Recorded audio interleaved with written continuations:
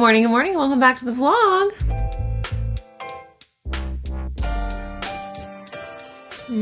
I've just ended the last vlog, and I'm starting the next one because today, well actually, technically yesterday, I'm 30 weeks pregnant. That feels like a huge milestone, so we're doing a 30-week bump date vlog, starting with I need to leave here in approximately 3 minutes to go to my 30-week check-in appointment. I imagine this appointment will be roughly 10 minutes long because I'm not even seeing my OBGYN, I'm just seeing the nurse practitioner. But it's still very exciting and we can do a little bump date. But anyway, let's go to the doctor's office. I had to park far away. So I'm trying not to park in the parking lot here because it's expensive. But there was like no street parking. What are all these people doing out? Oh, look at my glasses, my God. That's baby. Okay, I'm back from my doctor's appointment. Everything was great. 30 weeks. Baby sounds healthy. I desperately need a nap, a shower, and some food and water.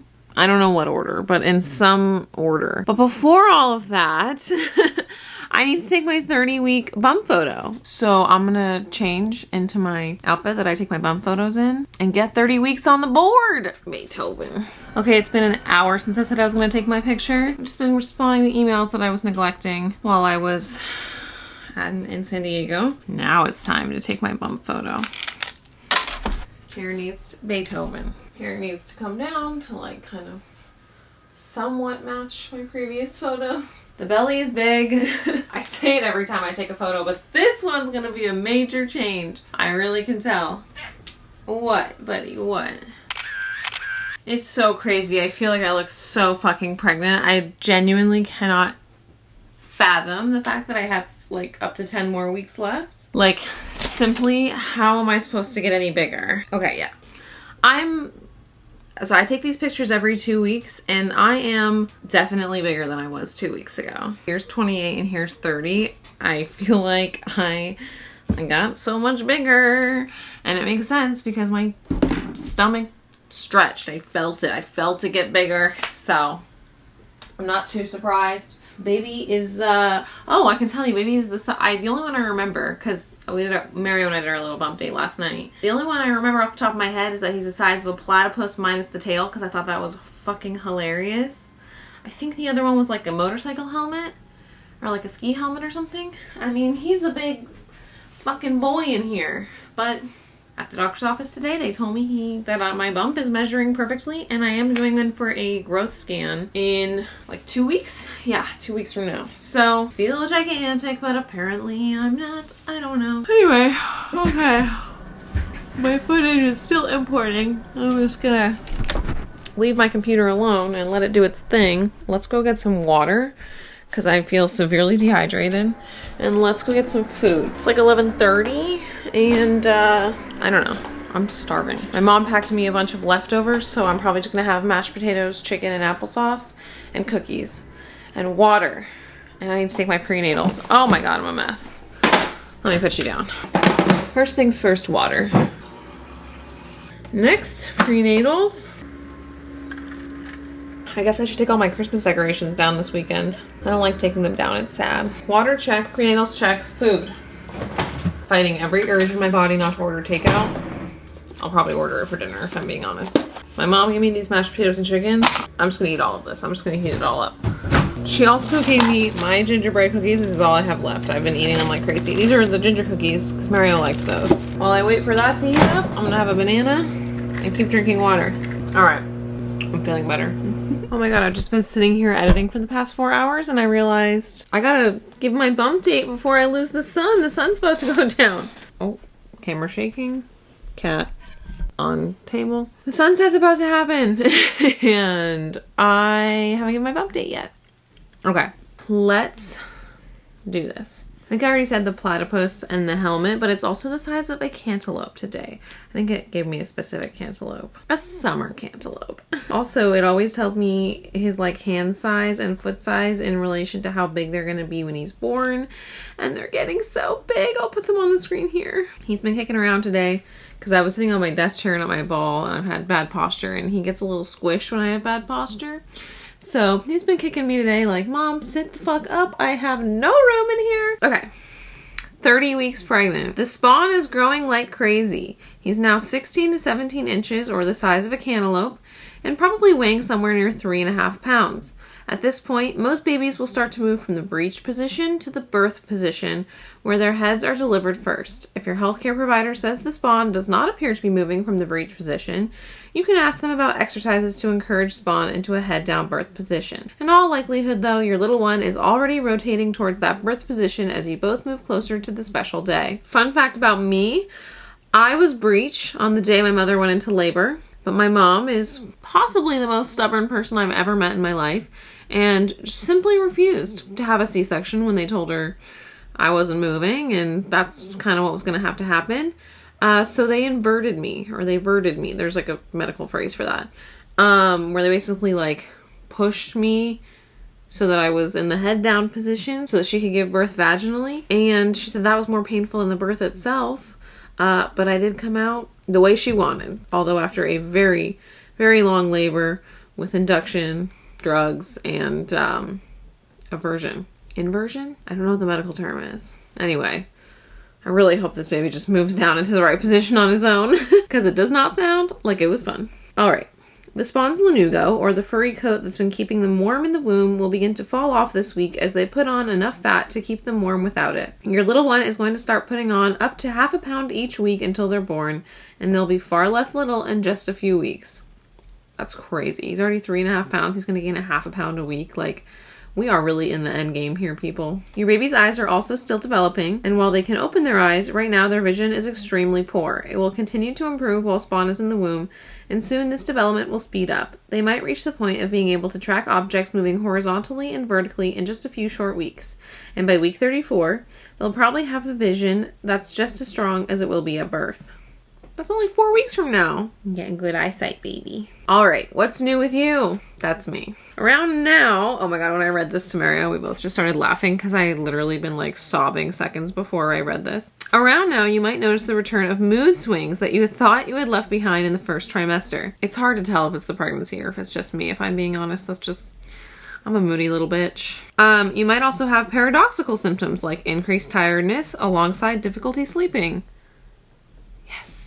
That is like the headline of my life lately. These issues are common, and the important thing is that you're 3/4 of the way done with all these frustrations and 3/4 of the way to meeting the spawn. How many of you guys are going to be so happy when I finally tell you his name and we can stop calling him the spawn? I don't know, I might just keep calling him that though. I kind of like it. As you approach delivery day, it's increasingly important to start planning for some of the most important practical things in the spawn's life, like their nursery or sleep space. The transition from womb to world is a pretty drastic one, and you'll want the spawn to be in a comfortable and nurturing environment so that they can be as happy and healthy as possible. So it's also a good time to start thinking about things like where you're going to get baby supplies, like diapers, and set up a crib or a bassinet if you haven't already. While January is the month I said that we were going to be turning this office into a nursery, so look out for nursery revamp vlogs because they are coming. I can't believe the time is actually here. I'm like scared to actually do it. This is going to be the biggest physical change in the house, and it's like happening, and I've just been kind of putting it off in my head, but we do have a plan, kind of. As far as diapers go, my mom actually got me for Christmas a Costco membership, which I thought was such a brilliant gift to give. So I don't have any diapers yet, but I gotta go activate my Costco membership and get some there. I guess that's like hopefully gonna be the best bang for my buck. I'll probably wait to do that until after my baby shower. My baby shower's in 2 weeks, just in case I get any. See what I need after that, you know. At my appointment today, I just asked her about like the cramps I've been having, like when I should be concerned with pain versus what's normal, and it seems like everything I'm experiencing is pretty normal. I had been doing pretty good, but I think when I went to my mom's house, I wasn't drinking as much water as I normally do because I didn't have my water bottles. And then I was a little bit more on my feet, just helping out around the house and then hanging out with some friends down there and like walking around. And then I went and I shot a video one day, so I was just a little more on my feet than I normally am. And I wasn't as great about doing my physical therapy. In fact, I didn't really do it at all while I was in San Diego. So the last week or so, like cramping and pain in the uterus has increased, but I can pinpoint it to actions that I have personally taken. Although I feel like I've been so gentle with myself, the reality is I have a cantaloupe inside of me, and that cantaloupe is another human being. That's fucking painful. So the nurse practitioner that I saw today didn't seem concerned at all, just told me to take it easy and drink more water. I'm going back to physical therapy tomorrow, so you guys will get to see that vlog for my follow-up appointment. I know a lot of you were really interested when I did it the first time. And yeah, things are about to get really real. Things are starting to really hit me as real in a way that they hadn't up until this point, because I am so much bigger and we are going to start have to doing very real, tangible things, moving this house around. We're going to have to start, like, there's going to be a baby here in like 2 months, a little over 2 months. Holy shit. I'm like so excited and so ready for this baby. But it is so scary how real that happened. I just feel like for a long time in my head, I was like, okay, we're not really going to do much of anything until after the holidays. And now the holidays are over. And it's wild. And I'm excited and I'm kind of scared. But I'm mostly just excited and happy. And I don't know. I've also just been editing for 4 straight hours, so my brain's a little fried. So, I'm going to go take a shower. Mario's supposed to be home early today, and so I'm going to take a shower, get in my pajamas, cuddle up in bed, and wait for Mario to get home. And then have Mario get me dinner. Okay, hi, it's the next day. My energy's a lot higher today than it was yesterday. I haven't really looked at the footage from yesterday. I just can imagine. Today, I'm continuing my Bumpdate vlog. Yesterday with my doctor's appointment. Today's my physical therapy appointment. So I'm bringing you guys along with me, just like I did last time, because you guys seem to really be interested in that. And yeah, I would say, like, since my last physical therapy appointment, I was doing all my exercises and I was feeling really much better. I got a new pillow that I sleep with at night. I put more air in my yoga ball and I have been sitting on that more frequently. I got a new band to wear when I walk. Haven't been walking as much, but I'm glad I have it. And then Christmas week happened and I kind of stopped doing my physical therapy and I was a little more on my feet with my family, and the pain has kind of been coming back. But like yesterday it was really bad, and then I did my exercises in the evening and I could already tell that it was helping. It's just about being really mindful of those muscles, really, is like the biggest thing I've learned. So I'm excited to go back, see what she has to say, and see what this follow-up appointment is all about, because I really have no idea what to expect. And yeah, like I said, I'm gonna take you guys with me, so let's go. I feel like everything I try and do is really difficult now. And that's brand new. That's 3rd trimester for you. You hit 3rd and you feel like, okay, I'm done. I'm ready for this to be over. Can you feel how tight they are? It's tight, yeah. Have you been doing the butterfly stretches? Yeah, well, I was. Okay. They always feel really good, though. I can always tell I'm tight there because of like how stretchy they feel. Pre-pregnancy, I used to go on walks every day, but I haven't really been walking at all lately. Yeah. I mostly just walk around the house, like. Yeah. So when you try and, this is my biggest thing for both pregnant and postpartum, is your body is different. Yeah. Right? Even if it's something you could do, if you haven't been doing it for 6 months, yeah, you're not going to be able to do it anyway. Much less to the same degree when you're growing humans. Okay. Or have recently just grown a human for March and April. Right. Okay. Right? So you have to not push myself. Well, you can push yourself a little bit, but don't over push it, right? Okay. And you have to be okay saying, I have to stop now. Now, did you feel discomfort during the walk? And that's what I was going to say, not really. So I didn't really know I was pushing myself until many hours later. Okay. Good. That's good that you didn't feel it immediately, because that means you didn't damage anything. So that's another thing, is when you're doing anything, this is kind of a rule of thumb, is if you feel pain in the moment, that would be considered injury, right? You've done something wrong. Okay. When you feel it many hours later, I consider that overuse. So go ahead and pull your belly in like we were practicing last time. A lot of up here. A lot too much up here? Too much up here. Yeah. Okay. So I'm watching all of this get tight. I want this to stay nice and relaxed, and just pull from here. Better. There you go. You feel that difference? Yeah. Yeah. It's a lot of brain work. It is a lot of brain work. And that's what most of this is going to be, especially as you're growing, what is it, like half a pound a week or something like that? Yeah. Your body's constantly changing, and you're going to have to re-practice this every week. It does feel different every time I do it. Let's talk Kegels while you're here. Okay. Okay, because we didn't really talk about that. Have you noticed any incontinence coming with the pain? It's so funny. Just the other day, for the very first time, I sneezed and I peed at the same time. And you're like, no. And I was like, no, I can't have this. I want you to, as you hug baby here, you're also going to pull up from the front of your pelvic floor. Like a Kegel, but like... Yeah, so like a Kegel, but most people, I don't like that word because most people don't Kegel properly. Oh. And we'll see if you do. Probably not. So great here. Yeah. I did feel tons of pelvic lift. What are you thinking about when you Kegel? I think it's, I don't know how to lift. It's more about just like squeeze. Exactly. And that's what most people do. Most people think Kegels are this and not this. Yeah. So kind of the like slogan that's going around the internet right now is not your mama's Kegels, or like you shouldn't be Kegling, right? And while that's true, like I don't want you like sitting there going like I'm Kegling like I'm doing a bicep curl, right? But the act that people call Kegels should be incorporated into literally everything you do. Okay. Right. So think of the pelvic floor more like a trampoline than a bicep, right? A bicep you turn it on and you turn it off. A trampoline responds to what's going on. So when you're in this position, it doesn't need to be very strong because there's not a lot of gravity on it. When you're up and walking, yes, right, it should be resisting that flow. So what I want you to do is pretend like you have a tampon that's halfway inserted, you know, like super uncomfortable. Yep. And I want you to pull that tampon all the way in. Great here, not bad there. Okay. Did you feel a lift? I felt it more than the first time I tried it. So we're going to try a different one. Think about where your cervix is. So a little bit higher than your vagina, right? And I want you to pull, think of there's like a little red ball right at your cervix, and I want you to tuck that red ball up under your rib cage. Okay. As you exhale. Well, that was much better. That was very good. Let's just do the belly squeeze in this position first. B. Too much here. Lots of squeeze up here. Okay. Think more lift, less squeeze. Okay. And try and Kegel too at the same time. Yes. Feel that difference when we add the pelvic lift? That's your cue.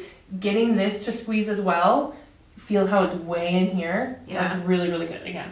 I think it's just like in a different place than it was just like a few weeks ago. Yep. And when he drops lower, it's going to be all different as well. Because the more he grows, he's growing here, right? He's growing and stretching the muscle we're trying to use. I see. Okay. Good for your breathing. You're not getting kicked in the diaphragm, but much harder for all of this stability. Okay. Yes, very, very good. Gorgeous. Can you feel that? Yeah. That's great. Okay. The Kegel helps. Yeah, I think, remember, they're all coordinated, right? Your diaphragm, that's why I'm such a nag about the breath. Yeah. Your diaphragm's the top of the can, your pelvic floor is the bottom. And so if we want to crush the whole can, we have to have everything happening at the same time. Did you blow your ball up?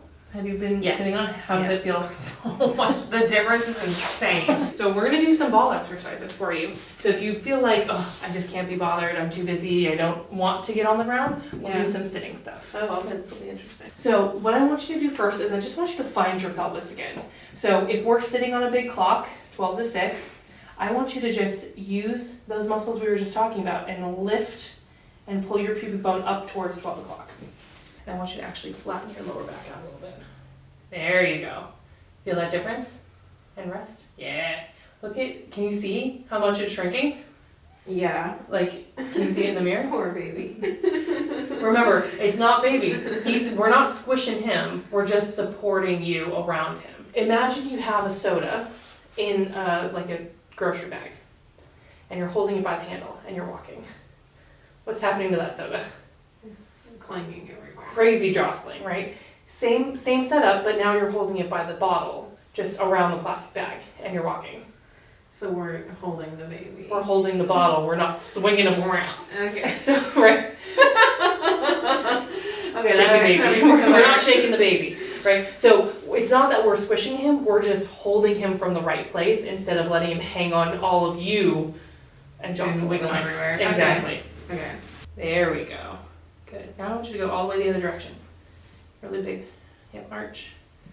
Not from your upper back, just your pelvis. Good. And then exhale and tuck under. Good. Less upper back. Try and keep it just the pelvis on the ball. So you're just rolling on the ball. Mm-hmm. Good. Very good. And then tailbone under and pull in. How does that feel? It felt complicated. Is it painful or just brain complicated? No, brain complicated. Perfect. My favorite kind. Good. So do you feel that you're actually getting movement both directions? Yes. Okay. So I want you to do 2 of them, full each direction, and then settle in the middle of the 2 of those. Okay. Good. Shift side to Are you side. feeling like I like keep like as I go and as I breathe, like more of my abs get activated or whatever? That's like that. Just like trying to keep it down. Part of that's fatigue, right? As you're fatiguing, your body's like, we have all of these. Let me help all of them. Right. And you're like, no, not your job. So if you get tired, let me know, because breaks are loud, right? You have to listen to what your body's saying. Part of it is your body going, I need to be bigger, I need to be stronger, let me use more muscles to make it bigger. Okay. And that's where our brain has to go, no, not your turn. That's not what we're doing here. So try and figure out, is it the pattern that your body's just trying to use, or is it fatigue and it's trying to help? Because if it's pattern, we can keep going and just work on down training that bad pattern. But if it's fatigue, then we break. Okay. Got it. Yes, that makes sense. Big lift up, right? Tight pair of pants, zipping it up towards your belly button. Gorgeous. And walk. Yeah. Oh my god. Yeah, that was great. I'm walking like a normal person. Right? You feel how much less of that? It's because we're giving here so that your legs can do their job instead of your legs are like, let me swing this thing around. Yeah, exactly. Okay, I just finished with my appointment and it was très magnifique. I was so nervous because I have been in more pain recently. Like I think I said, we did more exercises. I feel like I got a better grasp. My, what are they called? The transverse abdominals. They've moved. They haven't moved, but they're harder to activate because my belly's gotten so much bigger in the like 3 weeks since I last saw her. It was good to like reconnect with my body, relearn a couple of little exercises, have her watch me do some of my other exercises and like correct me where I was overcompensating. I feel like definitely the biggest thing I took away from this follow-up appointment is that my body is changing. I think I saw that a couple of times my camera had hit the recording limit and stopped recording, so there was some nuggets of wisdom that she said that I didn't get, but like my center of gravity has moved so far forward, even in just the like last 3 weeks, that like I need to just do everything a little bit slower, more intentional and smaller. Definitely an issue that I have is I like want things to look impressive and feel impressive and like be big. And really with my pelvic floor, it's about just like finding it and being mindful of it and doing these like exercises like in my everyday life.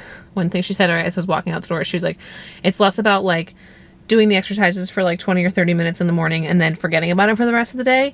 I'd rather you not do that and then just like think about it every time you're walking down the stairs, every time you're bending over to do the dishes, every time you're sitting down at your desk, like being mindful of those muscles, you know, taking things really slow because this is the 3rd trimester.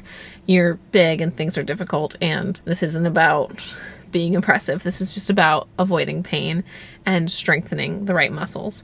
And so that I really needed to hear, and I feel like I'm gonna see her again in 2 weeks, and I'm gonna try and just be like really wonderfully mindful about my pelvic floor in the next 2 weeks. But she says that even in the next 2 weeks, everything is gonna shift again. Just like as I continue to grow, the baby gets half a pound bigger a week at this point, and so things are going to just be changing all the time, and that's okay. And being okay with that being okay, and just being mindful of my pelvic floor and constantly checking in is going to be key. So anyway, I feel really good about that appointment. This is still one of those things where I feel like A, I wish I had started earlier in my pregnancy, and B, every pregnant woman should be able to do this because I would be in so much pain and I would be so lost if I didn't have this experience in my pregnancy. Truly. Like I know that for a fact because before I started this, I was in a lot of pain.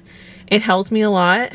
I kind of lost myself over Christmas break, you know, not doing the exercises as much, pushing myself a little too hard, and being able to come back and relearn about everything and re-talk about what's going on down there in my body and understand like what needs to get done, what muscles need to get activated, like what's going to make me feel best, what's going to make walking comfortable, sitting comfortable, just living my life for the next 2 months comfortable. I don't know what I would do if I didn't have that, because I can watch a million YouTube videos about what I think is happening, but having a professional look at me, watch me, tell me what's going on is just like the most invaluable resource of my entire pregnancy. So just as a reminder, where I go is this place called Infinity Pelvic Health in Thousand Oaks, California, and literally cannot recommend it like highly enough. It's it's life-changing. Pregnancy changing, life changing, and you don't have to be pregnant to go. But I definitely think it's going to be a game changer in the last third of this pregnancy and in postpartum, no question. Anyway, I've got a 45-minute drive ahead of me. My car is barely gonna make it. I'll be at 4% when I get home, so let's get going. Baby, do you smell your present? You smell it? Something is in there. What's in there? Oh my goodness. Oh, I forgot about that. Does this have catnip? I think it does. Jamie was playing with it. Yep, with organic catnip. But he still smells something else. Oh.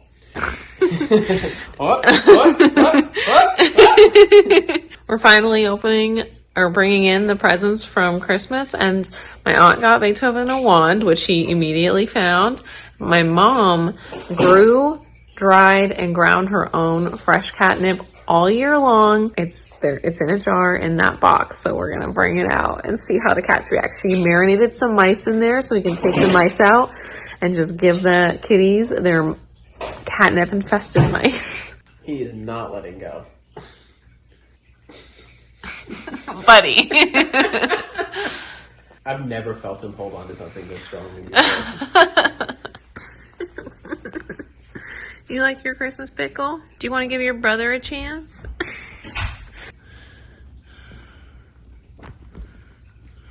Well, this toy is a winner. Oh, it's a snake. Well, here's a crinkly little snake. You little sneaky little snake. You sneaky little snake. Little sneaky snake. They're like, there's no drugs in this snake. Oh, baby, you like the crinkle snake? Here's that good. Oh. Good. Well, he's got the drugs. Oh, baby likes the snake.